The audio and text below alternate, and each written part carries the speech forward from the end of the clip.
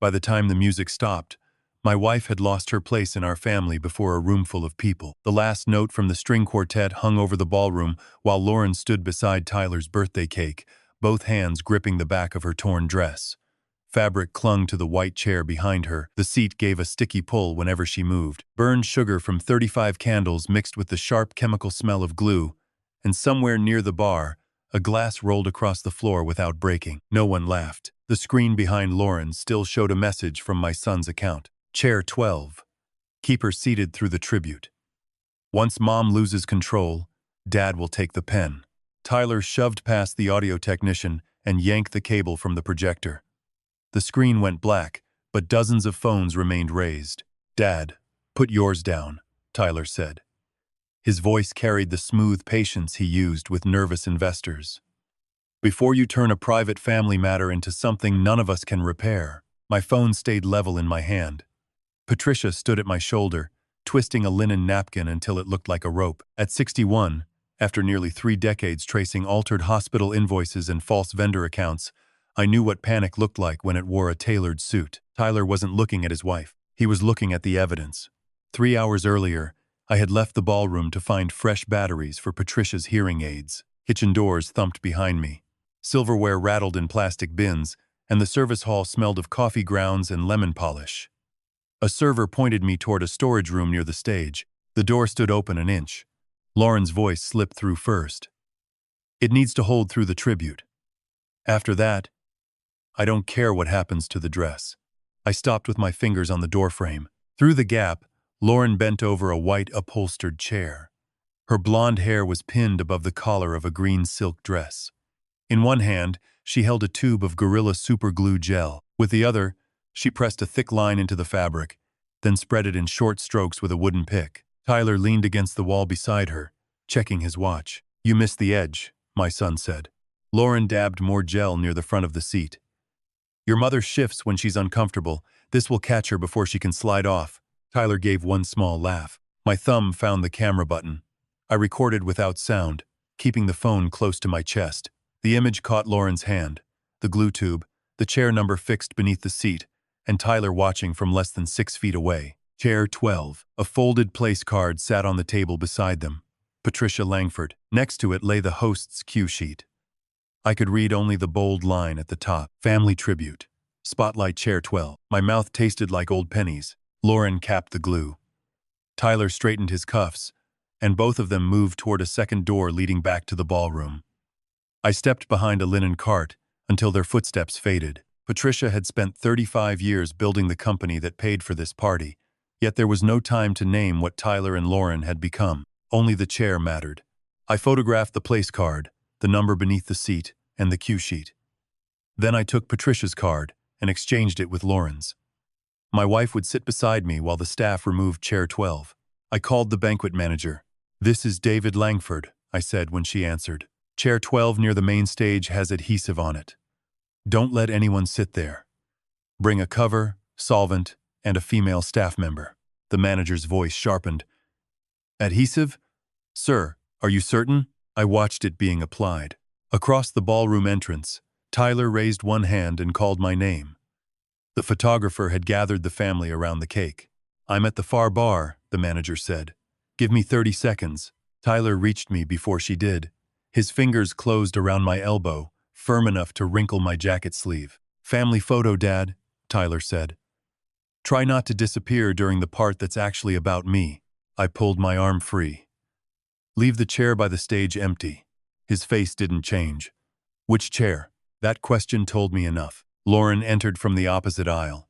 She saw her place card, smoothed the skirt beneath her, and turned to sit. Lauren, don't sit, I called.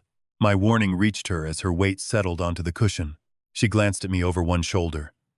You moved my card? Tyler stepped between us. Dad's confused about the seating. Again. Again. The word landed softly, placed exactly where a nearby board member could hear it. Patricia approached with the spare batteries in her palm. David, what happened? I guided her toward my chair. Glue on my cuff left a chemical sting in my nose. When the host calls Chair 12, I told her, you stay seated. Patricia studied my sleeve, then Lauren, Then the 3 cameras aimed toward the stage. Her own name was missing from the printed program at her plate. "What did you see?" my wife asked. "Enough." Lauren turned in her chair. "Patricia, do you remember the transition meeting last Thursday?" My wife opened her mouth. Lauren answered for her. "It's fine. We know details have been harder lately." Patricia pressed one fresh battery into her hearing aid. "Details are only hard when someone keeps changing them." Tyler leaned close to his mother. "Tonight isn't the night to prove a point." Patricia looked at him. "Then stop handing me one." The host tapped the microphone. A hollow pop crossed the speakers, followed by Tyler's favorite jazz standard. Servers dimmed the lights as the cake arrived. Lauren shifted, and the chair fabric pulled beneath her. My phone began recording again. The host smiled toward the camera. "Before Tyler makes his wish, the family has prepared a special tribute. Would the guests seated in chair 12 please stand?" Lauren planted both hands on the table. Nothing happened at first. Then she pulled harder. The upholstery held her dress. Silk stretched across her hips with a dry, tight rasp. Lauren twisted. The chair lifted behind her, and a long strip of green fabric tore free with a sound that cut through the music. The quartet stopped. Tyler laughed once. Short, automatic. Then he saw who was standing. A banquet attendant covered Lauren with a tablecloth while another steadied the chair. She grabbed the phone near the cake and stabbed at the slideshow controls. Instead of closing the presentation, she dropped back to the collaboration app beneath it. The phone was still mirroring. Tyler's name filled the screen. Chair 12. Keep her seated through the tribute. Once Mom loses control, Dad will take the pen. Below it sat 2 more lines. Old incident reports moved to archive. Neuro packet is in the blue envelope. Tyler tore the cable loose. Darkness swallowed the screen, but the room had already filled with the soft clicks of people saving video. Now, standing beside the ruined cake table, my son lifted the microphone. "Please put your phones away," Tyler said. "My mother's medical privacy matters more than whatever story some of you think you just saw." An assistant carried him a blue envelope. Tyler displayed its thickness to the board members. "We've tried to handle this quietly. Mom's doctors believe she should step away from her advisory duties and consider a temporary voting proxy while we complete the Havenridge transaction." Our attorney, Eleanor Shaw, rose from her seat. "A medical recommendation does not transfer a shareholder's vote," Eleanor said. "And an unsigned proxy transfers nothing." Tyler's jaw tightened. "No one said it did." "You brought the proxy to a birthday party," Eleanor replied. Patricia took the packet from Tyler before he could pull it back. Paper whispered beneath her thumb. She read 2 pages, while the napkin in her other hand split along its folded seam. "David," she said. I stepped beside her. Patricia touched the date printed beneath the doctor's name. "This appointment supposedly happened on May 27th. Tyler lowered the microphone. "Mom, we can discuss dates later." "No," Patricia said. "Dates are what you discuss when someone builds a lie out of paper." She turned the page toward me. On May 27th, Patricia and I had been at a nursing conference in Montreal. Our airline tickets, passport stamps, conference registration, and hotel charge could prove it. Someone had created a medical visit for a woman who wasn't even in the country. Patricia's finger remained on the false date. "The person who made this," she said, "knew I wouldn't see it until tonight." Tyler reached for the packet, but Patricia folded it against her chest before his fingers touched the paper. "Mom," he said into the microphone, soft enough to sound concerned, "you're proving why we tried to handle this privately." The ballroom smelled of candle wax, spilled wine, and the solvent a banquet worker had sprayed onto Lauren's chair. Behind the white tablecloth wrapped around my daughter-in-law's waist, torn green silk rasped whenever she shifted. Phones stayed raised across the room. No one seemed sure whether to lower them or keep recording. Patricia held up the page with the false appointment date. "You say a doctor examined me in Boston on May 27th, Patricia said. "David and I were at a nursing conference in Montreal." A few heads turned toward Tyler. Tyler's mouth tightened. "Travel doesn't mean you weren't evaluated remotely." Eleanor Shaw stepped closer. "Then the document should say telehealth, identify the platform, and include the patient's location." It does none of those things. Tyler glanced at the transaction attorney near the cake table. "Can we stop pretending this is a courtroom?" "No," Eleanor said. "But we can stop pretending paper becomes true because you put it in a blue envelope." Lauren pressed the tablecloth tighter around herself. "I didn't want any of this shown tonight," she said. Patricia's condition should never have become entertainment. Patricia's condition. The phrase landed where Lauren wanted it to. Two board members looked at my wife, then quickly away. Tyler took the microphone back. Since Dad has already turned a private concern into a spectacle, maybe everyone deserves context. The screen lit again. This time it showed her entering a conference room and asking, "What time did Malcolm say he'd arrive?" The clip jumped. Patricia asked the same question again. A second video showed her calling a nurse by the wrong name. Then came a shot of a blister pack slipping from her hand. Each mistake lasted seconds. Close together, they made 6 months look like one collapsing afternoon. That first meeting was rescheduled twice, Patricia said. The nurse had switched name badges for a staff exercise, and the blister pack was empty. Tyler lowered his chin. "You always have an explanation." "So do liars," I said. My voice carried from beside Patricia, flat and clean. I still held the phone containing the service hall video. Another clip appeared. Patricia sat at the end of the board table, leaning forward, asking Lauren to repeat a question. The room on screen looked distant and watery. Patricia touched the hearing aid behind her left ear. "That was the day my devices kept cutting out," Patricia said. Lauren's eyes moved toward Tyler. Just once. The slideshow stopped. Tyler turned to the guests. "My parents founded Havenridge. No one disputes that. But love for a company doesn't make someone fit to run it forever. At 59, I'm not applying for burial," Patricia said. A woman near the front covered a laugh. Tyler didn't look at her. He opened the blue envelope and removed a second document. "This is a temporary voting proxy for 90 days. It allows the transaction to continue while Mom receives an independent evaluation." Eleanor held out her hand. Tyler gave her the paper. She read the signature page first. "It's unsigned. It was meant to be discussed tonight," Tyler said. "Then it has no effect tonight," Eleanor replied. "A medical recommendation does not move Patricia's shares. She must sign a valid proxy, or a court must appoint someone with authority to act for her." The transaction attorney cleared his throat. "That's correct." Tyler turned to me.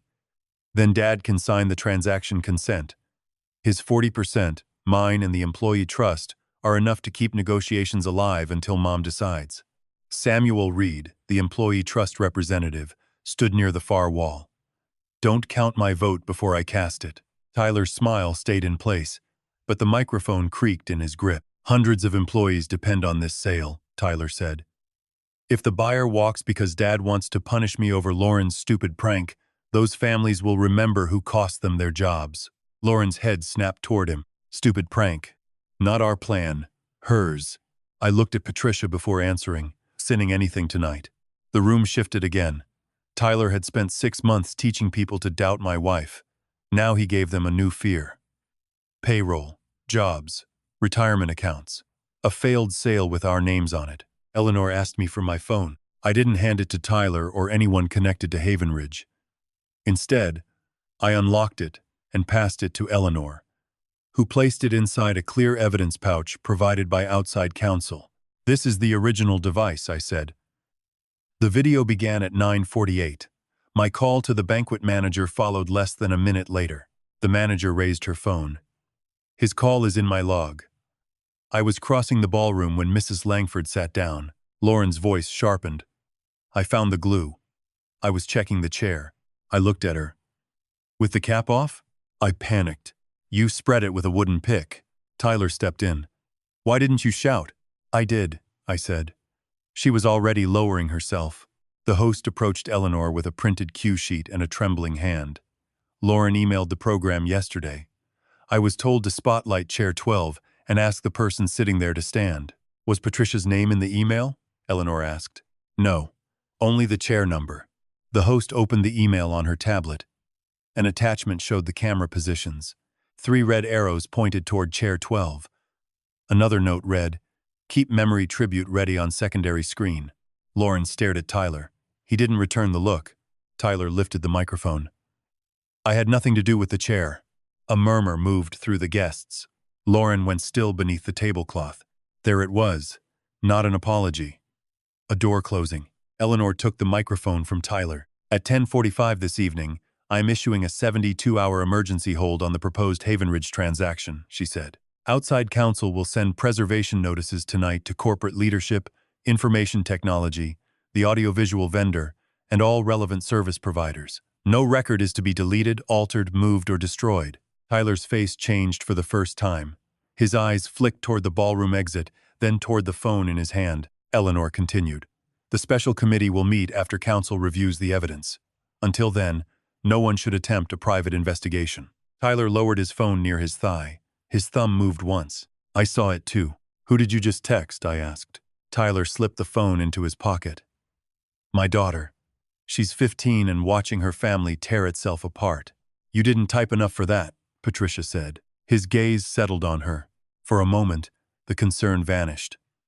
What remained looked colder than the metal frame of the chair behind Lauren. The banquet manager collected the place cards with gloved hands. The host surrendered her tablet and printed instructions. Staff covered chair 12 and moved it into a locked service room. Outside counsel photographed the blue envelope before sealing it with the cue sheet. None of it felt like victory. The cake leaned under melted icing. Guests left in clusters, speaking too quietly. A woman from the employee trust squeezed Patricia's wrist and said she hoped my wife got the help she needed. By the time Patricia and I reached the parking garage, her hearing aid chimed. A corporate security alert appeared on her phone. 3 incident reports had just been approved under her old clinical account. Patricia stopped beside our car. The garage smelled of damp concrete and gasoline. Tires hissed on the ramp above us. David. I read the alert over her shoulder. The approval time was 10:31, 14 minutes before Eleanor announced the preservation hold. I haven't used that account since I left clinical operations, Patricia said. I called the information technology director. The man answered on the 4th ring, breathing hard. I can see the signatures, the director said. The device identifier belongs to a workstation in Tyler's office. Lock it, I said. I'm capturing the logs now. Full administrative lock won't complete until morning without risking active medication systems.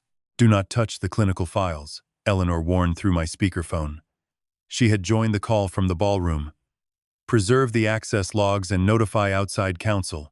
A secure link arrived minutes later with read-only metadata for the 3 reports. I opened it while Patricia stood close enough to feel the heat from my phone. The first involved a fall. The second showed a night shift staffed below the internal target. The third referred to an additional sedative dose, though the resident's name had been removed from the board summary. One name remained in the source metadata, Margaret Haynes. By 7:15 Sunday morning, Tyler's administrator access was gone. The confirmation came through Eleanor's encrypted email while Patricia and I sat at our kitchen table with the curtains still closed. The refrigerator hummed, and the coffee between us had gone bitter enough to sting the back of my tongue. My laptop fan ran hard as Havenridge's information technology director created a sealed copy of the servers and preserved every access log from the night before. Tyler could still approve ordinary staffing and supply requests, but any change to historical records, vendor files, or financial permissions required a second authorization. He'll call this sabotage, I said. He called a glued chair healthcare, Patricia replied. He'll find a phrase. Eleanor appeared on the screen from her home office. She had changed out of her dinner clothes, but the same pearl earrings remained at her ears. David, you'll receive read-only corporate records, Eleanor said. No clinical charts, no medication files, no resident information unless counsel clears it. I understand, I answered. Her gaze shifted to Patricia. Patricia, do not log into any old system, even if you remember the password. I don't want the password, Patricia said. I want to know why my token was still alive. The director enlarged a security log. 3 approvals from the previous night carried her retired credentials. The device identifier pointed to a workstation in Tyler's office. The signature certificate traced back to a physical token assigned to her years earlier. That token was surrendered when Patricia left clinical operations, I said. It was supposed to be destroyed, the director replied. The disposal form is missing. Patricia closed her hand around the edge of the table. Tyler had not merely borrowed her name. Someone had preserved the tool that made the name look real. After the call ended, I opened the folder Eleanor had authorized. Vendor lists, staffing summaries, board packets, insurance renewals. Patricia's own evidence looked nothing like that. Patricia carried a black notebook from the drawer beside the refrigerator and laid it in front of me. I touched the cover.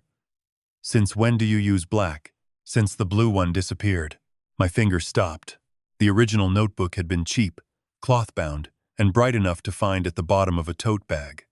Patricia had carried it through morning rounds for years. Frightened people often said the most important thing after the tablet had been put away. I opened the black notebook. The first dated entry was April 15th. "The day after Margaret's fall," I said. Patricia nodded. "The blue book was on my desk the night before. The next morning it was gone. And you didn't tell me." I told myself I'd misplaced it. "That doesn't answer me." Patricia pulled up the printer application on her phone. Every few weeks, she had scanned pages from the blue notebook through our home printer, mostly so she could enlarge her own handwriting when it became cramped. Each file retained its scan date. I scrolled through them. Names, staffing notes, questions about medication times. "Why did you keep this from me?" I asked. "Because every time Tyler crossed a line, you moved the line and called it room to grow." I looked toward the dark window over the sink. Patricia kept her voice low. "When he charged personal meals to Havenridge, you called it carelessness. When Lauren rewrote a complaint before the board saw it, you said she was protecting the company. I needed more than a missing notebook before I asked you to choose between your son and me." "I would have chosen you," I said. Eventually, the word sat between us. Before I could answer, Eleanor called again. Her team had sent a preservation request to the manufacturer of her hearing aids with her written permission. A support email from the previous fall showed that her devices had been paired with Lauren's phone during a company retreat. 2 more pairings matched a lender dinner and the board meeting shown in Tyler's montage. "I never asked Lauren to connect them," Patricia said. Eleanor's voice sharpened through the speaker. "Did she ever help adjust them?" "She took my phone once. She said the room's sound system was interfering." I rose so quickly my chair legs scraped the tile. The 3 meetings in Tyler's montage were the same 3 dates listed in the support records. Too neat. Her phone rang before Eleanor could say more. Alice Monroe's name appeared on the screen. Alice had lived at Havenridge West for 4 years and cheated shamelessly at gin rummy. "Patricia?" Alice whispered when Patricia answered. "They gave Ruth the white one again." Patricia moved away from the laptop. "What white one?" "The pill they say is for settling. She slept through breakfast. Her oatmeal turned to paste, and nobody could wake her enough to eat." A door clicked on Alice's end. "Where are you?" Patricia asked. "They're moving me," I heard them say before Mrs. Langford comes back. "Alice, who said that?" Her breath touched the receiver. "The woman with the red glasses told the aide I volunteered for rehab. I did no such thing. My knees work better than hers." A voice called Alice's name in the background. "Don't argue with anyone," Patricia said. "Tell them you want the long-term care ombudsman. Say those exact words." The line went dead. I was already reaching for my car keys. Patricia blocked the doorway. "No, they're moving her. And if we march into Havenridge, Tyler says we intimidated a resident and interfered with care. So we leave her there? We call the ombudsman. We call Eleanor. We put witnesses between Alice and us." I set the keys down. Within minutes, Eleanor had contacted the regional long-term care ombudsman and the state licensing office. Neither promised an immediate answer. They asked for Alice's name, facility, and the exact language Patricia had heard. The waiting hurt more than action would have. Near noon, the information technology director sent a second report. The physical token tied to her credentials had been used more than once after her retirement. An old family photograph supplied the next piece. Grace uploaded it without a message. The picture had been taken at her retirement dinner. Patricia stood near the cake, holding flowers, while I argued with a waiter about the champagne count. Tyler appeared only as a reflection in the glass doors behind us. Tyler was inside Patricia's former office. One hand rested on the desk. The other held a small black token attached to a silver ring. I enlarged the image until the pixels softened. "Grace took this?" I asked. "The metadata says her phone," Patricia replied. "December 31st, 8:23 in the evening. The night Patricia surrendered her credentials, a message from Grace followed. I found this after last night. Dad said he was cleaning out your office. I thought it looked weird. We shouldn't pull her into this, Patricia said. She's already in it. Then we don't drag her deeper. I saved the original image to the secure upload link Eleanor had provided and sent Grace only 4 words. Thank you. Keep yourself safe. At 1:30, the ombudsman called. Alice had been located in a short-term rehabilitation wing at another Havenridge facility. Her transfer form claimed that Patricia had approved the move as a board advisor. "I have no authority to approve resident transfers," Patricia said. "We're aware," the ombudsman replied. "Alice has requested to remain where she is until an independent review. She appears capable of making that decision." Someone had used her name again. An hour later, an unfamiliar voicemail service sent me a message with no caller identification. A flattened electronic voice said, "Your wife is not forgetting. Ask about the night shift on April 14th and the rear entrance camera." An image arrived with it. An ambulance stood beneath the service awning at Havenridge West. The timestamp read 2:17 in the morning. No resident appeared in the photograph. No medical chart. Only the open rear doors of the ambulance and a man standing beside them. "Malcolm Price."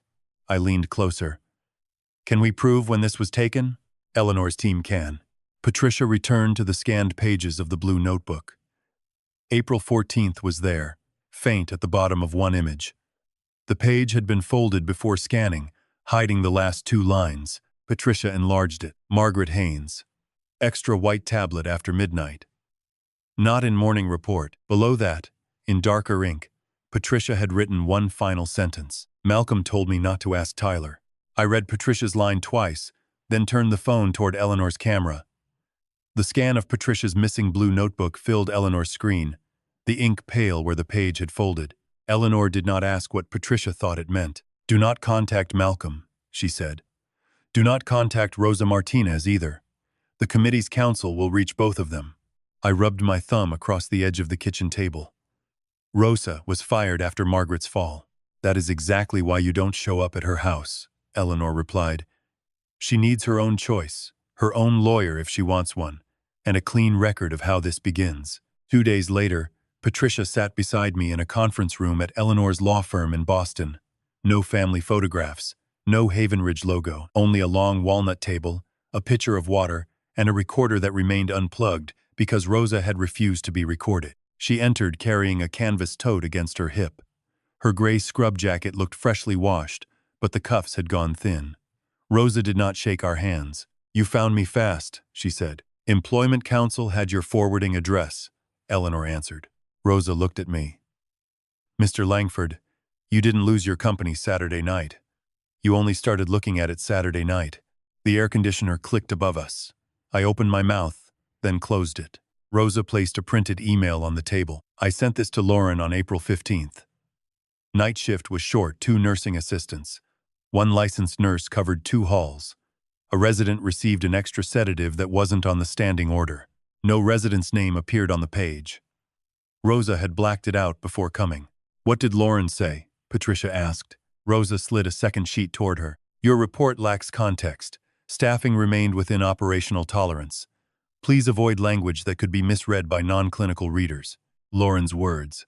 "Smooth enough to pass through a board packet without leaving a bruise." Rosa folded her hands. "The resident fell near the bathroom before 2 in the morning. By the time the ambulance came, someone had changed the medication note from additional dose to comfort measure." "Who changed it?" I asked. "I couldn't see the audit trail. My access was cut before lunch." "And then?" Eleanor asked. "A week later, Lauren called me insubordinate. Tyler sat in the room and said nothing until I refused the severance agreement. Then he said Havenridge needed people who understood the difference between concern and accusation." I stared at the staffing summary on my tablet. I had signed the board packet that month. "I saw a dispute over scheduling," I said. Rosa's gaze stayed on me. "Because that's what they gave you." "I should have asked for the original." "Yes," Rosa said. "You should have. No one softened it for me." The special committee's lawyers had already contacted the resident's daughter, Lydia Haynes. She arrived after lunch with her own attorney and a brown accordion folder pressed to her chest. Margaret's name did not need to be hidden now. Lydia had signed releases, allowing the committee to review her mother's transfer records, medication administration record, and civil complaint. "My mother was 78, Lydia said. She walked with a cane. She complained about being sleepy that week, but Havenridge told me she was adjusting to a new routine." Her attorney laid out the hospital papers. Margaret had been transferred with a head injury and a fractured hip. She died 2 days later. The death certificate listed complications following a fall. It did not accuse anyone of a crime. The medication record showed something else. A scheduled evening dose appeared at 9. A second sedative dose appeared after midnight. The physician order attached to it had been approved through her retired credentials. Patricia pressed 2 fingers against the paper. I had no clinical authority in April. Lydia watched her. Your name was the reason I stopped pushing. They told me you approved the protocol. Across the table, I lowered my head. Mrs. Haynes, Patricia said. I signed a narrow emergency protocol the year before. 1 patient, 72 hours. Nothing beyond that. That's not what they showed me. The room stayed quiet except for paper shifting beneath the vent. Lydia opened the accordion folder and removed a letter from Havenridge's insurer. A settlement had been offered before she received the complete medication record. The release covered civil claims. It did not erase reporting duties, and it did not prevent regulators from investigating. Malcolm told me signing would spare the nurses, Lydia said. He said dragging this out would only hurt people who had already lost their jobs. Did Tyler speak with you? Eleanor asked. Once. He brought flowers. He called my mother Margaret 3 times and Marjorie twice. By late afternoon, the financial review moved from human names to companies that appeared solid only until someone touched them. North Harbor Clinical Staffing had received nearly $900,000 in 2 years. It had no payroll filings showing nurses or aides. Bay State Recovery Partners billed Havenridge for therapy coverage, but listed a mailbox inside a shipping store. Meridian Patient Support shared a registered agent with an LLC that owned Tyler's Cape Cod house. The auditor, a narrow man named Peter Cole, turned his laptop toward us. These 3 entities received about $2,600,000. We cannot confirm employees, service locations, or legitimate operating expenses. I followed one payment with my finger. This consulting fee left Havenridge 2 days after Margaret died. Peter opened the next record. It entered Meridian, then moved to the Property LLC. Part of it covered a mortgage payment and a personal line of credit. Tyler's beach house had gray shingles, an outdoor kitchen, and a view he once described as something he had earned. Tyler had used money billed for hands that never helped anyone stand. Eleanor's phone vibrated. Malcolm's attorney was ready to speak. The call remained audio only. Malcolm's voice sounded dry, as if he had not slept. I will answer questions about my actions, he said. I will not discuss patient information beyond the releases provided. Why were you at Havenridge West after 2 in the morning on April 14th? Eleanor asked. Silence stretched through the speaker. There had been a fall, Malcolm said. Why wasn't the additional sedative dose in the first report? I did not prepare the first report. Did you approve the expanded protocol under Patricia's name? No. The answer came too fast. Patricia leaned closer to the phone. Malcolm, why did you tell me not to ask Tyler? His attorney interrupted. Dr. Price will not answer questions outside the agreed scope. Malcolm breathed into the line. Patricia, the Haynes family signed a civil settlement. Eleanor's voice sharpened. That does not block a licensing investigation, a fraud inquiry, or mandatory reporting. You know that. Another pause. Then Malcolm said, I need to speak with my counsel. And disconnected. Peter returned to the vendor files, but the words blurred. Malcolm had not defended Tyler. He had not accused him either. He had hidden behind a settlement he knew could not protect anyone from the state. Rosa had waited in a smaller room while the lawyers reviewed her documents. Before leaving, she asked to see Patricia alone with Eleanor present. From her tote, Rosa removed a glossy photograph. I took this through the pharmacy door, she said. The glass caught more than I expected. The picture showed shelves of medication bins and the corner of the dispensing cabinet. At first, Tyler was only a dark reflection in the glass. Then I saw the card in his hand. Patricia's old access badge. The badge he claimed had been destroyed. Rosa turned the photograph over. Written in blue ink was a time, 1:43 in the morning, April 14th. Why didn't you send this with the email? I asked. Rosa's thumb pressed against the photograph's white border. Because Lauren came to my apartment after I was fired. She said misplaced images could become stolen, patient property. Then she asked whether my husband's health insurance came through my job. My chair creaked as I leaned back. Rosa looked at me. She never threatened me. People like Lauren prefer invoices, policies, and pauses. They let you finish the sentence for them. Peter checked the access log preserved by the technology team. At 1:43, Patricia's physical token had been used inside Tyler's office. At 1:44, Patricia's credentials approved an extension of the emergency sedative protocol. Not for one resident, for every Havenridge facility. The extension lasted 6 months.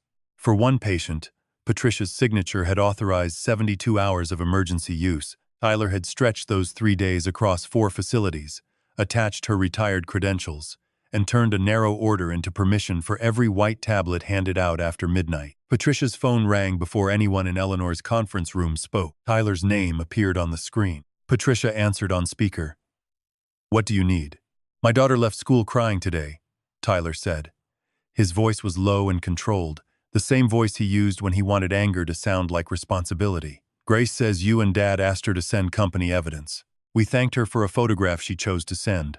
She's 15, Mom. I know how old my granddaughter is." "Then act like it." The line went quiet except for a faint turn signal clicking inside his car. Tyler continued. "Lauren and I are limiting direct contact until this crisis settles. No calls, no visits, no messages through friends." I pushed back from the table. "You don't get to use Grace as a locked door." "This is a parenting decision," Tyler replied. "Not a negotiation." "Did Grace ask for it?"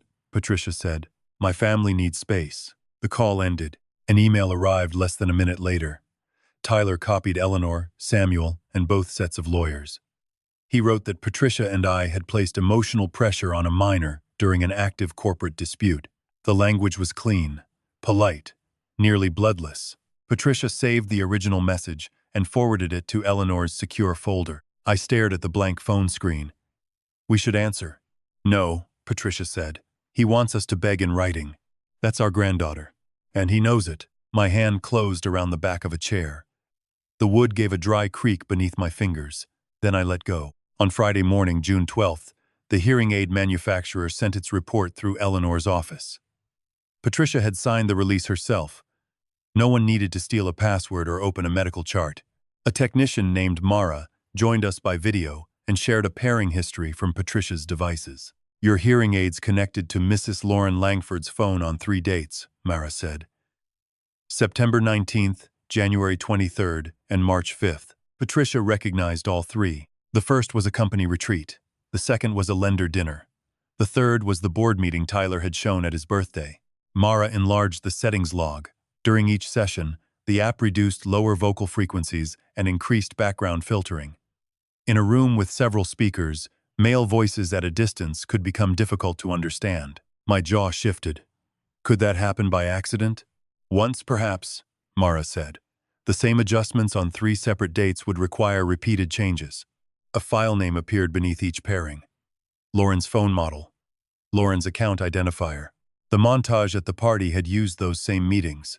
In every clip, Patricia leaned forward, asked someone to repeat himself, or answered a question after the room had moved on. "She made the problem," Patricia said, then filmed the symptom. Mara did not comment. She only confirmed that no written service request from Patricia authorized Lauren to control the devices. By 11, we were seated in Havenridge's formal boardroom for the special committee meeting. The place smelled of dry carpet, toner, and the peppermint Samuel Reed kept in a glass bowl beside his papers. Patricia's nameplate remained where it had always been. Tyler noticed her looking at it.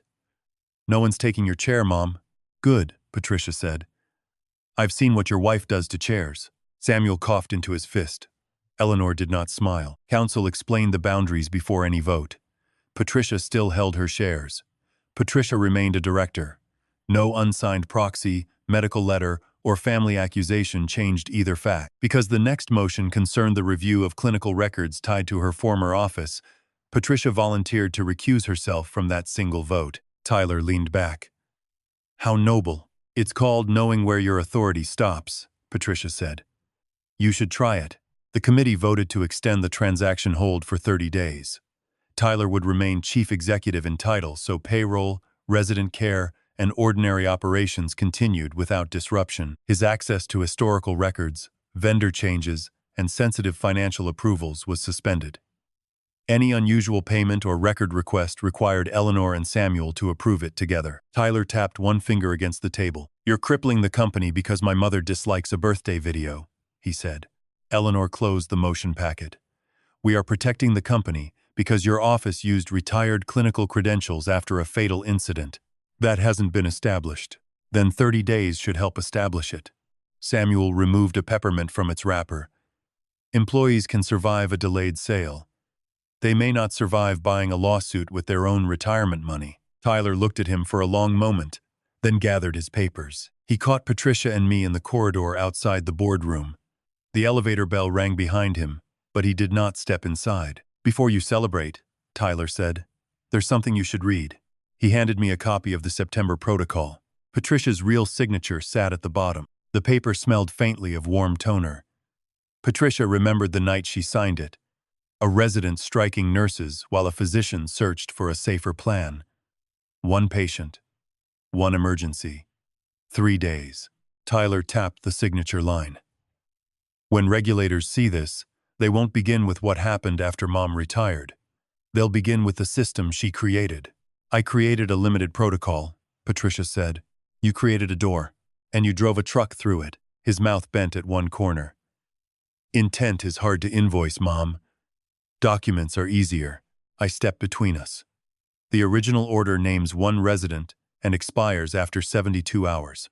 Then I hope every copy still says that. The elevator doors opened again. Tyler entered and faced us as they closed. That afternoon, a process server arrived at our house. His knuckles struck the front door 3 times. The envelope he handed Patricia was thick, cool from the air-conditioned car, and smelled of rain even though the sky was clear. A civil subpoena required Patricia's testimony and records related to Margaret Haynes. Attached exhibits included the true September protocol, the expanded version, and an email sent from Patricia's account. Continue protocol. No further reporting required unless injury results in hospitalization. The message had been sent at 9:17 on February 3rd. Patricia was not at Havenridge that night. Patricia had been at Massachusetts General Hospital for an outpatient procedure, sedated until after 10. I still had the discharge instructions, parking receipt, and a photograph of her asleep beneath a beige recovery blanket. Eleanor came to our house before dinner. Her legal pad remained closed while the technology team reviewed the email header through a secure screen. The message came from Havenridge's internal network, the analyst said. Authentication used Patricia's certificate and physical token. The same token Grace photographed? I asked. Yes. A device log identified the workstation, Tyler's office. Patricia's own wording made the lie harder to swallow. The person who wrote the message had copied phrases from old nursing memos, even the way Patricia used unless instead of except when. They studied me, Patricia said. Eleanor finally opened her pad. They studied enough to make the first glance convincing. I paced from the sink to the table. We disclosed the hospital records and proved she couldn't have sent it. That proves this email is false, Eleanor said. It does not erase the genuine protocol. The 2 documents lay side by side. Patricia's real signature, her stolen voice. Tyler had not built his case from nothing. He had taken one thing Patricia truly did, one choice Patricia delayed reporting, and every time Patricia let family loyalty soften a question. Around those facts, he had stacked forgery after forgery until the wall carried her name. I stopped pacing. We tell them everything. Patricia looked at the subpoena again. If I deny the first signature, Patricia said, 1 original destroys every word I give under oath. You won't deny it, Eleanor said. And when I admit it, Tyler will use me to explain the rest. A new message appeared in the family email thread while we sat there. It came from Grace's account. Please stop contacting me. No greeting, no name, not one phrase our granddaughter had ever used. Then, beneath the message, the system showed the sending device, Lauren's phone. The device line identified Lauren's phone as the sender. I read it twice, then reached for my own phone. Patricia covered my hand. Don't call her. That woman is using our granddaughter's account. And if Tyler wants proof that we won't respect a boundary, he's waiting for the call log. I pulled my hand free but did not pick up the phone. Rain tapped against the kitchen window, soft at first, then hard enough to blur the maple tree beyond the glass. Eleanor asked us to forward the email with its full header and make no attempt to contact Grace through another account. Preserve it, Eleanor said through the speaker. Do not answer it. Do not accuse Lauren in writing. I stared at the gray screen after the call ended. Everything has become evidence. No, Patricia said. Everything was evidence before. We were the last people to notice. On Monday, June 15th, the special committee met in Havenridge's conference room with outside counsel, the forensic auditors, Samuel Reed, and the technology team. Tyler arrived last. His shoes struck the tile in measured steps, and the scent of his cedar cologne entered before he did. He placed a thick earnings packet in front of every seat. "Since my parents have chosen to make this a related shareholder dispute," Tyler said, "I thought the committee might appreciate actual operating results." Eleanor did not open the packet. "This meeting concerns preservation failures, altered summaries, and unauthorized use of retired credentials. It concerns a family disagreement that now costs Havenridge nearly $40,000 a day in delayed transaction expenses," Tyler replied. Samuel unwrapped a peppermint. The cellophane crackled in the quiet room. "Residents still ate breakfast this morning?" Tyler's gaze shifted toward him. "Of course." Then the company survived another day. Patricia's nameplate remained at the table, but Eleanor had advised her not to question clinical witnesses directly. Tyler would have used every sentence to claim Patricia was shaping testimony, so Patricia sat with her hands folded over a legal pad and watched me take apart the numbers. I began with North Harbor clinical staffing. The company had billed Havenridge for thousands of nursing assistant hours. Payroll records showed no employees. Bay State Recovery Partners claimed therapy services, but had no treatment location. Meridian Patient Support shared a registered agent with the limited liability company that owned Tyler's Cape Cod house. I spoke without raising my voice. $2,600,000 moved through these three vendors. $1,400,000 reached property debt, personal credit, or accounts tied to Tyler. Tyler turned one page in his packet. "Dad approved annual staffing summaries." "I did," I said. "Then if those reports were wrong, your signature matters too." "It does." Tyler's fingers stopped. I placed two documents side by side on the screen. The original staffing report contained Rosa Martinez's warning about the night shift, the extra sedative, and the delayed transfer. The board summary removed all three paragraphs. "Who prepared the shortened version?" Eleanor asked. Lauren's name appeared in the document history. Tyler leaned back. "Compliance summaries are shortened every quarter. Not by deleting the event that creates the liability," I said. A low vibration moved through Patricia's hearing aid. Patricia adjusted it herself and noticed Tyler watching her hand. Malcolm joined through his attorney's secure video connection. His face looked thinner than it had at the birthday party. A white wall filled the space behind him. Eleanor asked about the September protocol. "Patricia signed a limited emergency authorization," Malcolm said. "One resident, 72 hours. "Who expanded it across 4 facilities?" Eleanor asked. "I cannot identify the person who altered the document." Tyler rested his forearms on the table. "Dr. Price, perhaps you should explain the medication error at Havenridge North 3 years ago." Malcolm's lips parted, then closed. His attorney spoke. "My client has agreed to answer questions concerning the Haynes matter and document integrity." "I am asking about integrity," Tyler said. Malcolm looked down. "I signed the post-fall transfer summary for Margaret Haynes." "Was it accurate?" Eleanor asked. "No." The word came out flat. "What was omitted?" she continued. Malcolm's attorney placed one hand near the camera. "We need a break." Before the screen went dark, Malcolm said, "I accepted the report Tyler's office gave me." Tyler smiled without showing teeth. "You signed it." Malcolm did not answer. The committee recessed, but no one left the room. Coffee arrived in silver urns. The smell turned Patricia's stomach. A former safety technician named Paul Dwyer joined after lunch. He had maintained Havenridge West's fire alarm system until the previous year. "The hallway cameras are not part of the clinical network," Paul explained. "They verify exit routes during an alarm, different appliance, different retention schedule." Tyler shook his head. "Those cameras are not intended for employee surveillance." "No one said they were," Eleanor replied. "Do they cover the rear pharmacy corridor?" Paul checked an old floor plan. "One should." "Where is the storage appliance?" asked the technology lawyer. "In a locked utility cabinet near the loading dock." A preservation demand went to the vendor before Paul left the call. The letter instructed the company not to replace, erase, disconnect, or remove the appliance. Tyler gathered his earnings packets. "You're building a criminal fantasy from a birthday prank and a fire camera." "No," Patricia said. The chair was your fantasy. We're discussing your paperwork. He faced her. You always did prefer paperwork to people. Margaret's hospital photograph sat inside Lydia's accordion folder 3 floors below us. Tyler knew it. Patricia kept her voice level. Paper is where people like you put the names after you stop saying them aloud. His chair rolled back. That evening, Malcolm's attorney contacted Eleanor again.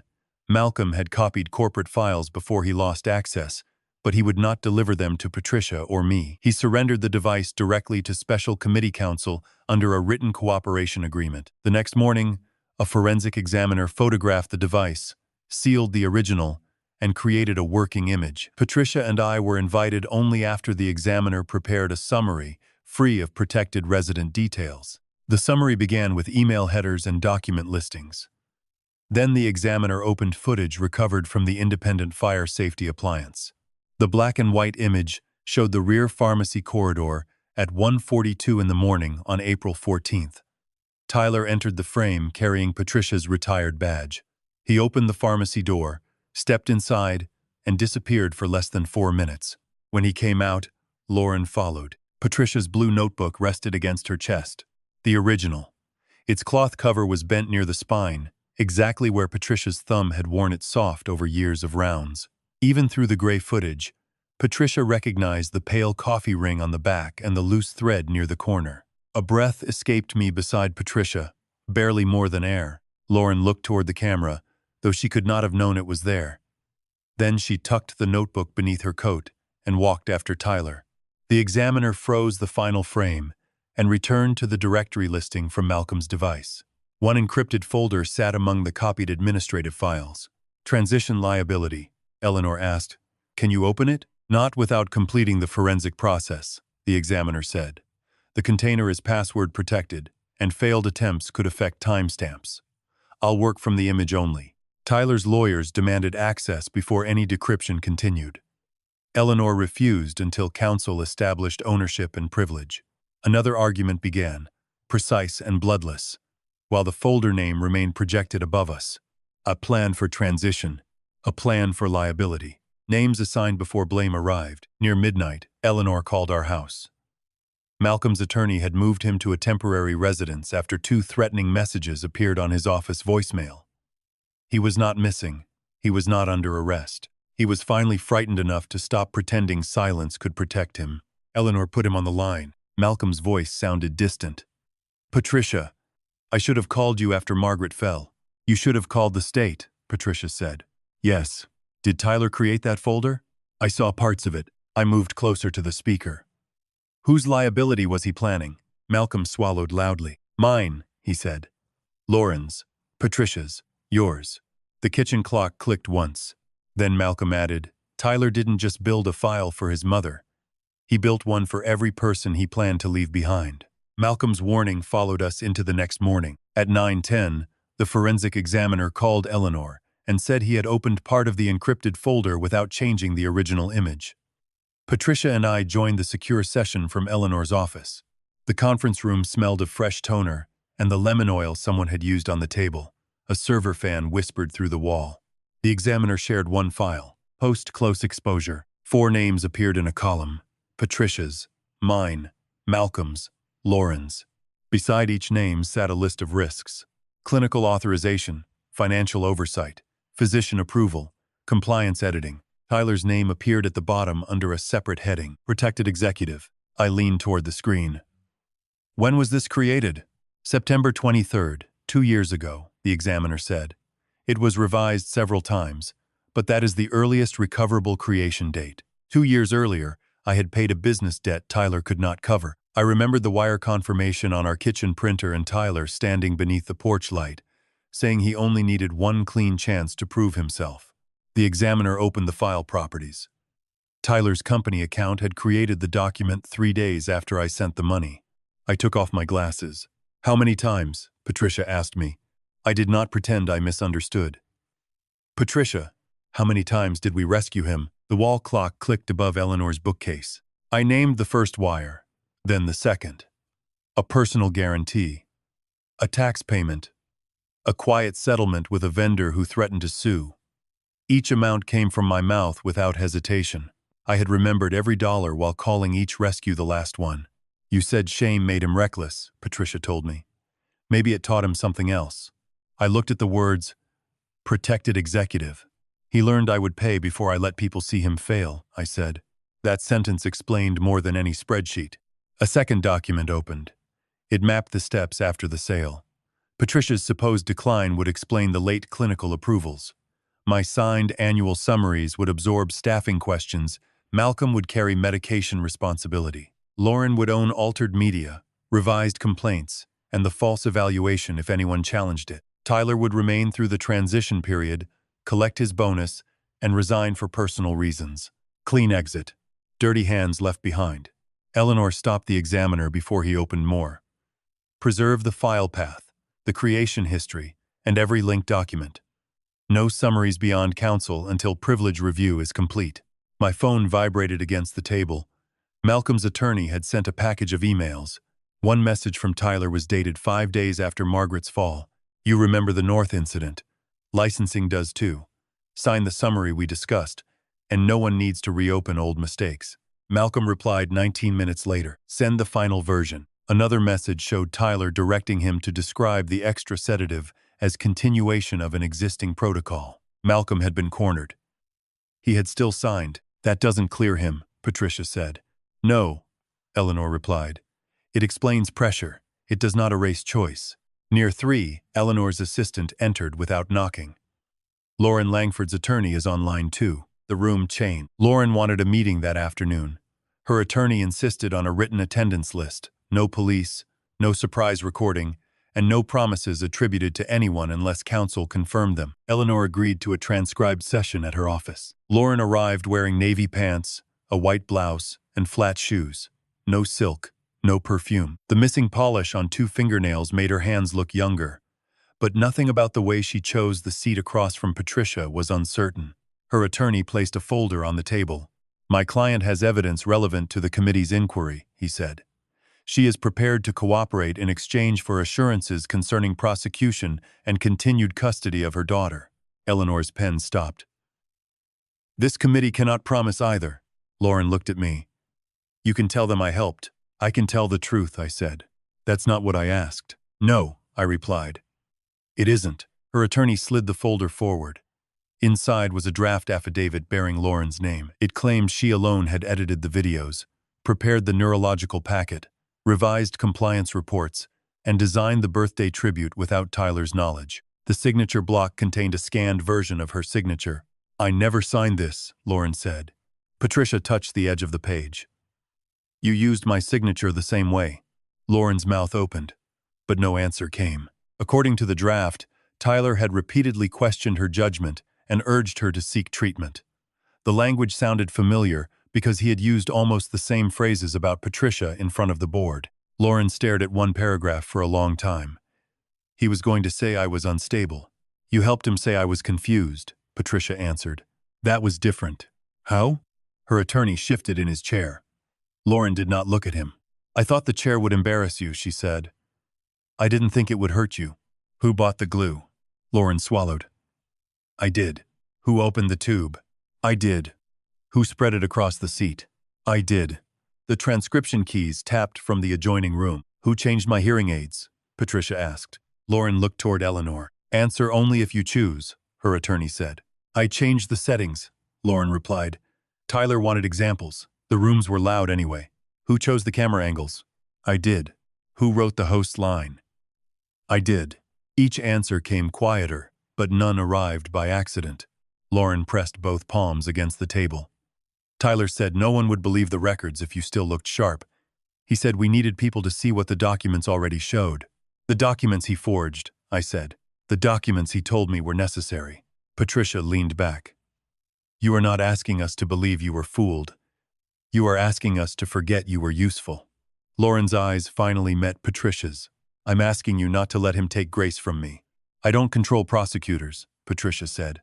I don't control a family court, and grace is not a receipt you hand over with evidence. Lauren's face tightened around the mouth. You think prison would make you better grandparents? No, I said. We think your daughter deserves adults who stop using her as a shield. For the first time, Lauren's shoulders dropped. Her attorney opened a second page. My client possesses the original company phone used during the relevant period, Patricia's blue notebook, and a voice message sent by Tyler through the internal collaboration application. Eleanor asked, "Where are the items?" "Secured," Lauren said. "Where?" "I'll disclose that after we agree on transfer." "There will be no trade," Eleanor replied.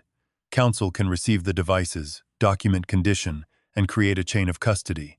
You may cooperate or decline." Lauren removed her current phone and played 3 seconds through the speaker. Tyler's voice filled the room. "Dad doesn't sign when he's angry.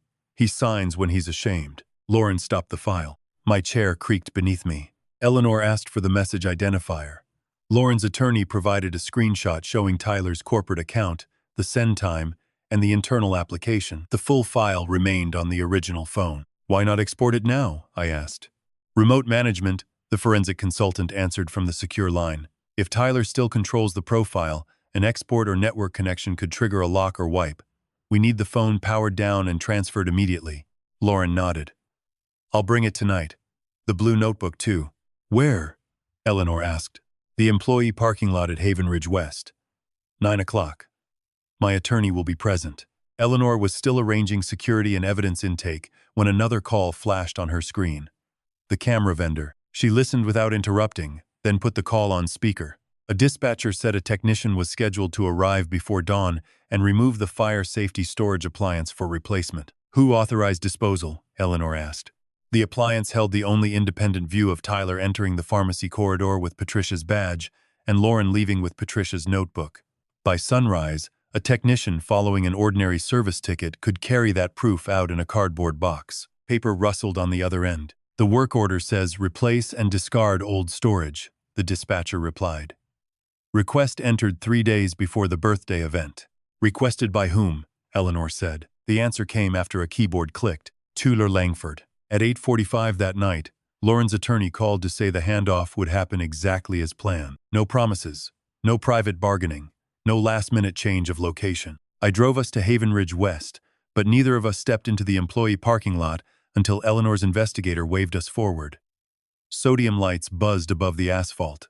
Rainwater sat in shallow cracks, carrying the smell of oil and wet leaves.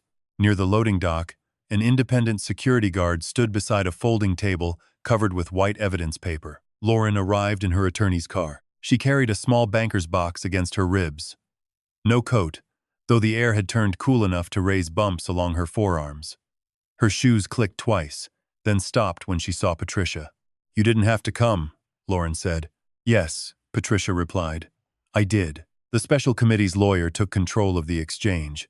He photographed the sealed phone pouch, the charger, and the blue notebook before touching anything. Lauren signed a transfer form. Her attorney signed beneath her. Every item received a label, a time, and a separate tamper seal. No one thanked her. When the notebook came out of the box, the loose blue thread still hung from the upper corner. Coffee had left a faded ring on the back cover. Patricia's fingers moved before she could stop them, but the document examiner raised one gloved hand. "Not yet, Mrs. Langford," he said. "We'll photograph every page first." Lauren watched Patricia pull her hand back. "Tyler told me to return it after I cleaned up a few notes," she said. "You never returned it," Patricia answered. Her mouth tightened. "I decided I might need insurance. Against him, against anyone." That included Patricia. The examiner opened the notebook beneath a portable camera. Several pages had been torn close to the binding. Pressure marks crossed the paper underneath. Shallow grooves where Patricia's pen had pressed through. Lauren pointed without touching. He wanted the entry about Margaret removed. "I copied the pages before I tore them out." "You helped alter a resident incident record," Eleanor said. Lauren stared at the table. "I helped alter Patricia's personal notes. My notes recorded what staff told me after a resident was harmed," Patricia said. "Changing the label doesn't change what you did." The woman across from Patricia looked toward her lawyer. He gave no rescue. By 10, the phone and notebook were inside a locked evidence case on their way to the forensic lab.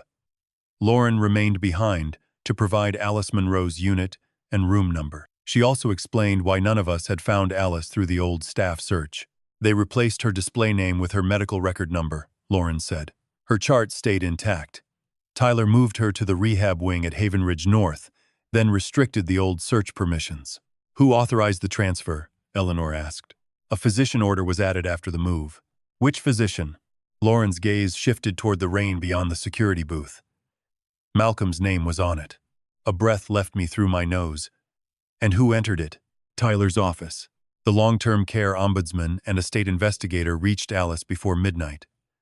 We did not go with them. We waited in Eleanor's office while an old wall clock pushed its hands forward, with small mechanical clicks. At 11:37, the ombudsman called. Alice Monroe is alert and understands where she is, the woman said. She states that she did not request rehabilitation and did not authorize Patricia Langford to act for her. Did anyone tell her I ordered the move? Patricia asked. Yes. She remembers Mr. Tyler Langford saying you wanted her somewhere quieter because she was confusing staff. Patricia's thumbnail dug into the edge of her legal pad. Alice had remembered the white pill. Tyler had answered by moving her and putting Patricia's name on the decision. The ombudsman continued. Miss Monroe has agreed to speak with the investigator tomorrow. She has requested independent counsel before signing anything. Good, Eleanor said. Please keep us outside that process unless her counsel contacts us. After the call, I walked to the window. Our son moved an 82-year-old woman to make her harder to find, I said. He moved her because he knew she could still speak, Patricia replied. That was the first truth of the night that no document needed to explain. The forensic review began early the next morning. Lauren's original company phone remained powered down until the examiner placed it inside an isolated enclosure.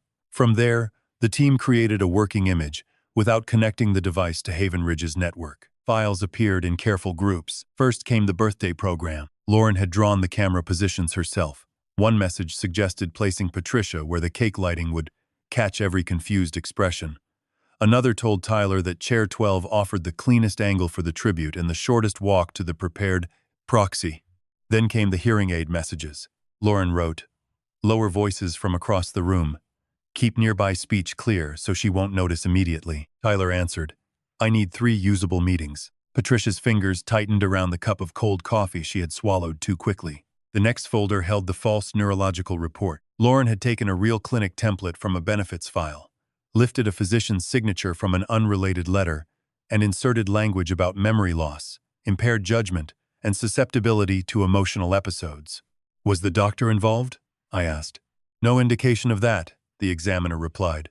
The signature image came from a scanned document stored in human resources. Lauren had not merely filmed Patricia after Tyler created doubts. She had designed the room, changed what Patricia heard, selected what others saw, and built the paper that told them how to interpret it. A message from her to Tyler sat beneath the report. People forgive memory problems. They fear bad judgment. Make David think signing is the kind thing. I turned away from the screen. Eleanor asked the examiner to preserve the original path and server references. Do not play the voice file until you confirm the source. 20 minutes later, he did. The internal application showed Tyler as the creator and sender. Its server log matched the copy on Lauren's phone. No hidden microphone. No secret recording. Tyler had made the file himself and sent it to his wife. His voice came through the conference speaker. Don't hurt Mom. I only need her to lose control. Dad doesn't sign when he's angry. He signs when he's ashamed. A chair shifted behind me. No one spoke. Tyler had known his father's weakest place because I had shown it to him for years. A covered debt. A quiet settlement. A son protected from the sound of his own mistakes. Eleanor stopped the playback. We hold this for the June 25th meeting, she said. If Tyler knows we have it, he changes his account before committing to one version. I nodded once. My face had gone still. By afternoon, attention turned to the fire safety appliance. The vendor's truck arrived at Havenridge West with a replacement unit and a disposal authorization already printed. Independent security met the technician at the loading dock. Eleanor's written stop order remained taped across the utility cabinet.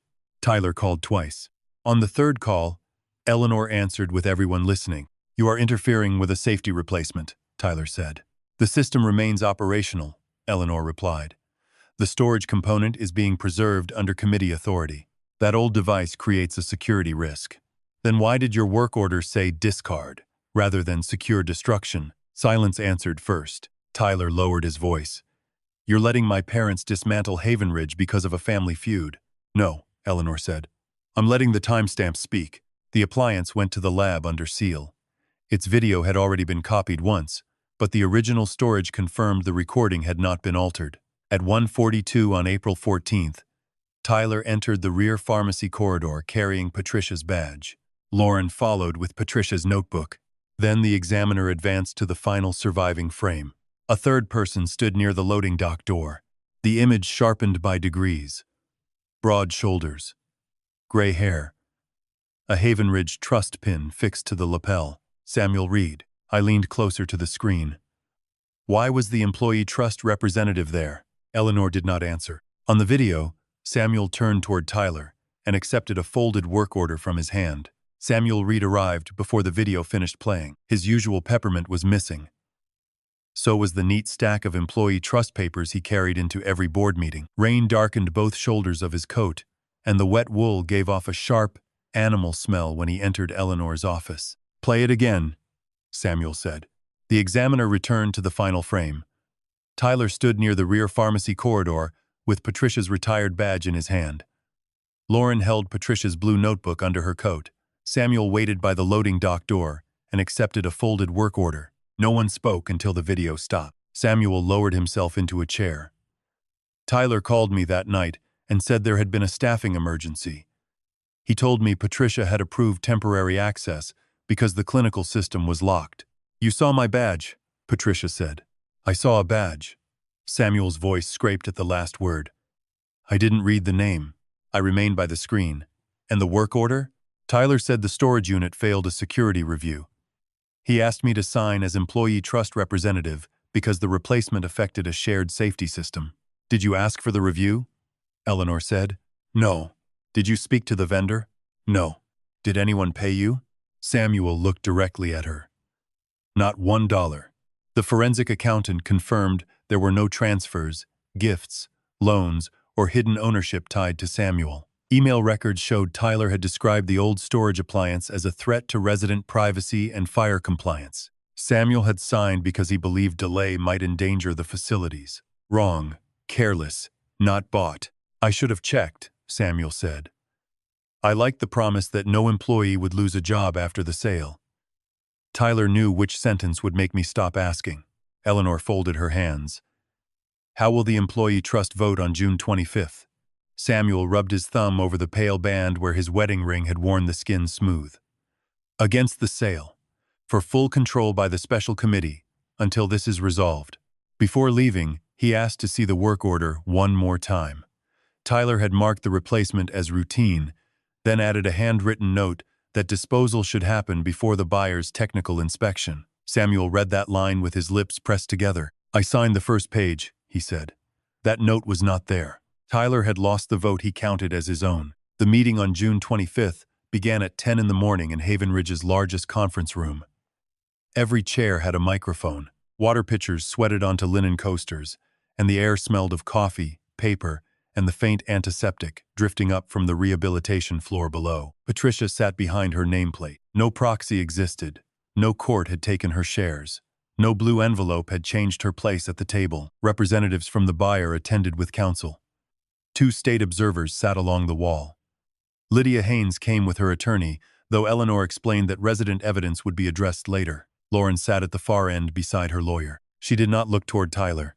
Our son entered in a charcoal suit and placed one slim folder in front of him. "I owe everyone an apology," Tyler began. "Not for fraud, because there was none, but for allowing a family dispute to damage a company that supports hundreds of residents and employees." He paused as if the sentence cost him. "My father has covered my debts before. My mother signed the original medication protocol.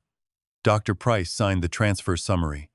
Lauren edited compliance materials and now wants protection from the consequences. Yet somehow every adult at this table has decided I alone created their choices." I leaned toward my microphone. "I paid debts you should have faced." Tyler's eyes moved to me. "And I signed staffing summaries without demanding the underlying reports," I continued.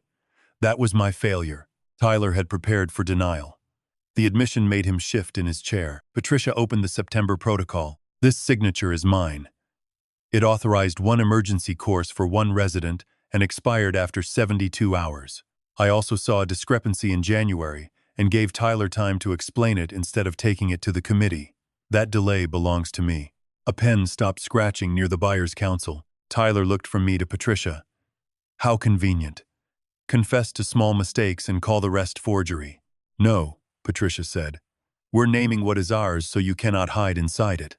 Eleanor directed counsel to begin. The first screen showed my silent video of Lauren spreading glue across chair 12. Next came my call log to the banquet manager, the manager's statement, the original place card photographs, and the host's cue sheet. Tyler folded his arms. Lauren planned a cruel stunt. The hearing aid records followed. 3 meetings. 3 remote adjustments from Lauren's phone.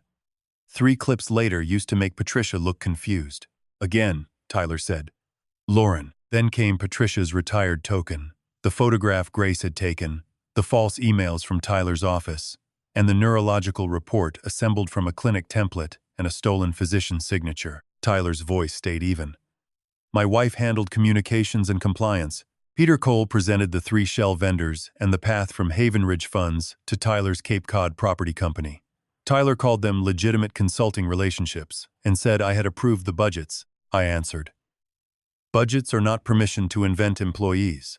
Peter enlarged one invoice. It billed Havenridge for overnight nursing coverage on the same date Rosa had reported 2 missing assistants.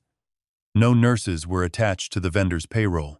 No tax filings placed workers in Massachusetts. The invoice number, however, matched a transfer toward Tyler's personal credit line. The fire safety video appeared. Tyler entered the corridor with Patricia's badge. Lauren left with Patricia's notebook. Samuel stood near the loading dock. Samuel activated his microphone. I signed the later work order without verifying Tyler's claims. I did not know the system held video of that night. I do now. He slid the employee trust voting certificate toward Eleanor. My vote is against the transaction. The buyer's lead attorney whispered to the man beside her. Their folder closed. Tyler heard it. You're killing $52 million in value over documents curated by people trying to save themselves, he said. Lauren wants to keep Grace. Malcolm wants his medical license. Samuel wants to look less foolish. My parents want their old offices back. I don't want my old office, Patricia said. I want my name off orders written after I left it. Lauren's attorney placed the unsigned affidavit on the table. The document blamed her for the false evaluation, the altered footage, and the birthday plan. A scanned version of her signature appeared beneath the statement. Lauren faced Tyler. Did you prepare this? Our son glanced at the page. Your files prepared it. That isn't an answer, Lauren said. You created the media. You changed the hearing aids. You bought the glue. Lauren's face stayed still, but her fingers pressed white against the edge of the table. You told me what the humiliation had to accomplish. Tyler turned toward the observers. My wife is not well. We have been trying to get her help. A chair creaked near Lydia. Lauren stared at him. I had heard the same careful voice at the birthday party. Concern used as a lid. You said that about Patricia, Lauren replied. Because it was true. And now it is useful again? Tyler's hand moved toward his folder. Eleanor stopped him. One final item before you continue, she said. The examiner certified the source aloud. Tyler's internal collaboration account had created the voice message. The company server preserved the send time, device identifier, and original file. Lauren's phone contained the matching received copy. Eleanor pressed play. Tyler's voice filled the room. Dad doesn't sign when he's angry. He signs when he's ashamed. Keep Mom in chair 12 until the host brings the envelope. If the visual part fails, we call it your idea. No one shifted. The ventilation fan clicked above us. Ice settled in a water pitcher with a small crack. Lauren closed her eyes for a moment, while my hand remained flat on the table beside hers. Tyler reached for his microphone. That message is being taken out of context. What context makes it better? Samuel asked. Our son looked at me. The polished voice disappeared. You promised Havenridge would be mine. My answer came quietly. I promised you an opportunity. I did not promise you victims. Tyler opened his folder and pulled out the original September protocol. He placed it in front of Patricia, her true signature visible beneath the limited authorization. Then ask Mom who opened the door first, he said. That signature is real. Patricia did not look away. Yes, she answered. And that is why your plan almost worked. Our son's mouth shifted, as if he had prepared his whole defense around a denial. The room smelled of stale coffee and the sharp alcohol from the sanitizer dispenser near the door. Somewhere below us, a meal cart rattled across tile. Ordinary sounds. That made the silence around Tyler worse. Patricia placed the original protocol beside the expanded version. My order named one resident, she said. It lasted 72 hours. It required physician review and incident reporting. I also saw a discrepancy in January and gave you time to explain it instead of taking it to the special committee. That delay belongs to me. Every approval entered after I left clinical work does not. Tyler tapped the table. You created the authority. No, Eleanor said. She created a limited order. Someone else altered it. Peter Cole brought up the document history. The original had been scanned from Patricia's archive. 3 months later, Tyler's administrative account created the expanded copy. Her old certificate supplied the signature image. The physical token provided authentication. Then the examiner opened transition liability. The index linked Patricia to medication approvals and supposed cognitive decline. My name sat beside financial oversight. Malcolm carried physician responsibility. Lauren carried altered footage, revised complaints, the false evaluation, and the birthday plan. Tyler's column held one phrase, executive protected through close. The next pages removed any claim that the records had grown from ordinary mistakes. There was a copy of Patricia's real signature, a list of later reports meant to carry it, the unsigned proxy, the camera map for Chair 12, a schedule for deleting draft incident reports after the sale, a note showing Tyler's $3,200,000 transaction bonus and the month he planned to resign for personal reasons. Clean exit. Everyone else left holding his dirt. The buyer's attorney closed her laptop. Our client is withdrawing from the transaction effective immediately. $52 million disappeared beneath the soft click of a computer shutting down. Tyler stared at the buyer's empty chair, then turned toward Lauren. You copied private planning files and handed them to people trying to destroy us. Lauren did not look away.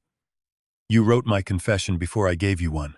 Eleanor asked Lydia Haynes's attorney to proceed. Lydia placed her mother's hospital records beside a photograph of Margaret in a red sweater. The authorized chart showed a second sedative dose, the fall, the delayed transfer, and the head injury that preceded her death. Alice Monroe appeared through a secure video connection with her own counsel and the long-term care ombudsman present. Alice confirmed that Tyler told her Patricia had ordered the transfer to rehabilitation.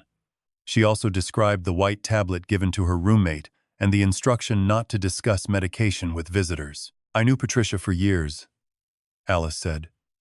She didn't forget my name. Her son's people forgot I was still a person. Tyler shifted toward his microphone.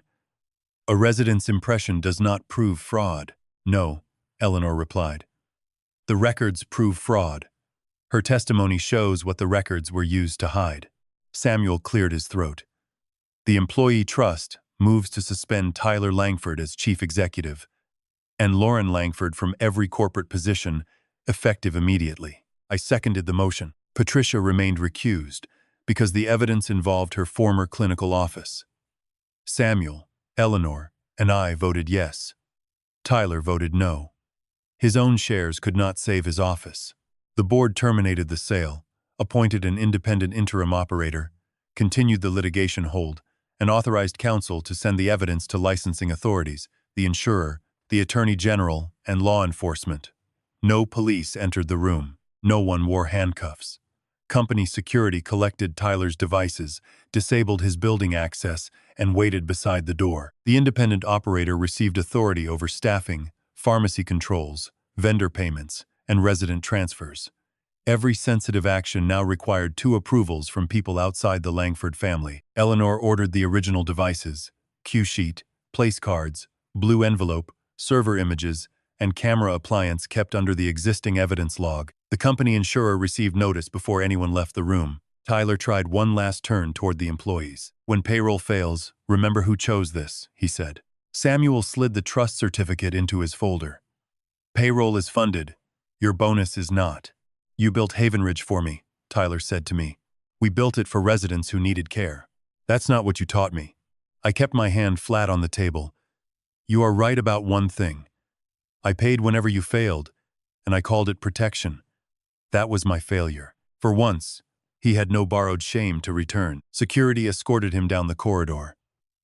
Lauren remained with her attorney and provided passwords, device identifiers, and the location of one remaining account. Her cooperation did not erase the glue, the altered hearing aids, the forged medical packet, the missing notebook, or the records she edited. The investigation began that day and moved in months, not hours. In July of 2026, the forensic audit confirmed that about $2,600,000 had passed through the 3 shell vendors. In September, a court approved the freezing of accounts and property tied to the disputed funds. Early in 2027, a grand jury returned indictments after state and federal investigators compared the financial records, clinical documents, server logs, and witness statements. Malcolm entered a cooperation agreement near the end of that year. He admitted signing the false transfer summary after Tyler threatened to expose an older medication error. He lost his position and faced discipline from the medical board. Pressure explained his choice. It did not erase it. Lauren pleaded guilty to conspiracy, falsifying records, obstruction, and the deliberate adhesive attack at the birthday event. Her early evidence transfer reduced her sentence, but the judge refused probation. She received prison time, restitution obligations, and a settlement barring her from compliance or administrative work in publicly funded elder care. Tyler carried his case into 2028. After the court admitted the company records and the voice message, he entered a guilty plea before trial on the fraud, forged approvals, obstruction, and post-sale blame plan. Patricia's nursing board reviewed her limited protocol and delayed escalation. The board did not attach the forged signatures to her license, but her own statement remained in the record without softer language. She accepted that, by October, Grace was 18 and represented by her own attorney. She chose not to attend the sentencing. Neither Patricia nor I asked anyone to speak for her. Families from all 4 Havenridge facilities filled the courtroom benches. Lydia held Margaret's photograph. Alice sat near the aisle with a cane across her knees. The judge sentenced Tyler to several years in federal prison, ordered restitution and forfeiture of traced assets, and barred him from managing any federally funded care facility after release. Before the sentence became final, Tyler turned toward me. "Dad, are you really going to let them do this to me?" The judge allowed me to stand. "No," I said. "You did this to them." I pointed toward the families behind us. No one looked away. Havenridge remained under independent management.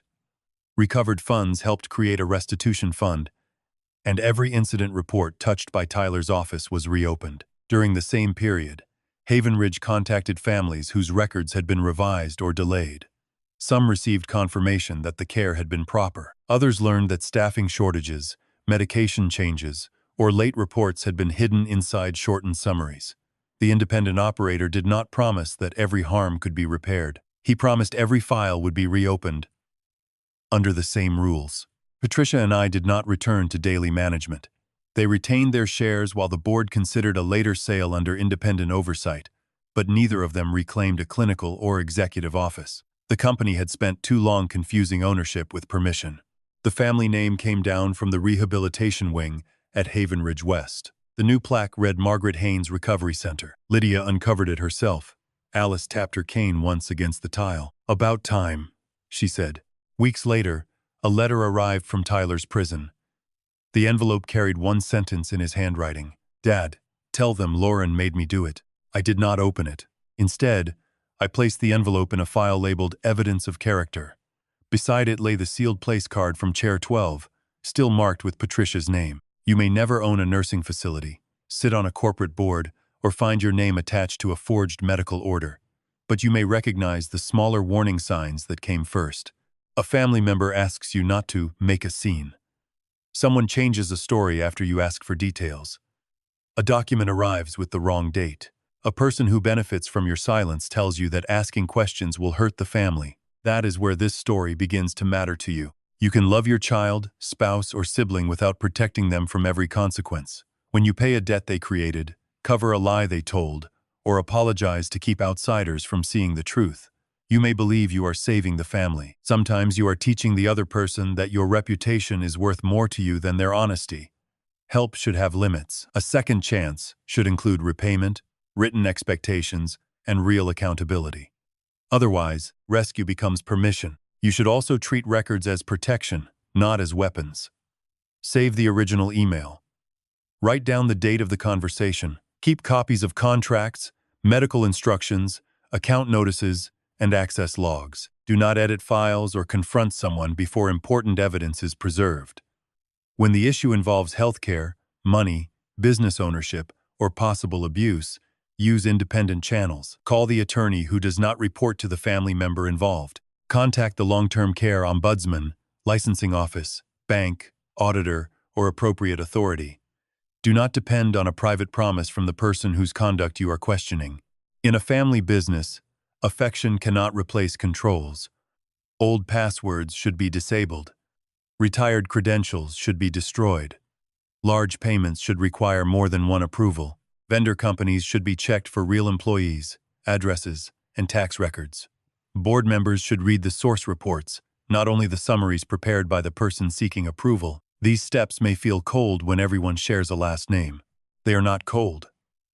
They protect the employees, residents, customers, and honest relatives who will suffer when trust is used as a substitute for oversight. You should notice how shame was used in this story. Tyler did not need David to believe every lie. He only needed David to feel embarrassed enough to sign quickly. That can happen in ordinary families too. You may hear, "Everyone is waiting. You are ruining the celebration." Or a good mother would trust her child. Pressure is not proof. When someone rushes you to sign, pay, transfer property, surrender authority, or stay quiet, you are allowed to stop. Read the paper. Verify the date. Ask who prepared it. Bring in someone independent.